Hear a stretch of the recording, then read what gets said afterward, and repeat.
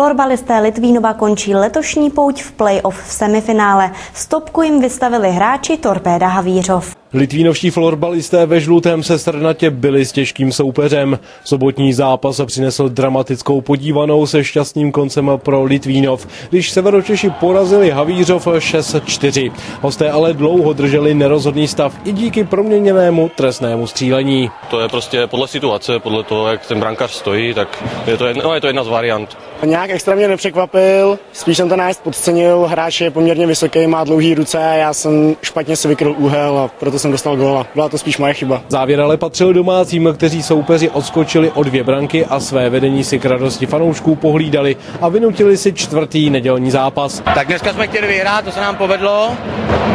Zítra to půjdeme stejně, musíme vyhrát zítra. Jsme byli připraveni na to, co hrajou, bylo to podobné zápasy jako v Havířově, dlouho to bylo vyrovnané ta hra. Akorát si myslím, že hodně jim pomohli rozhodčí. V neděli ale Havířov ukázal svou kvalitu a když se přiklonilo i štěstí, vzniklo vítězství 5-3, které znamenalo, že Havířov postupuje do finále a Litvínovu končí sezóna. Karel Šen, televize R1 Lidé.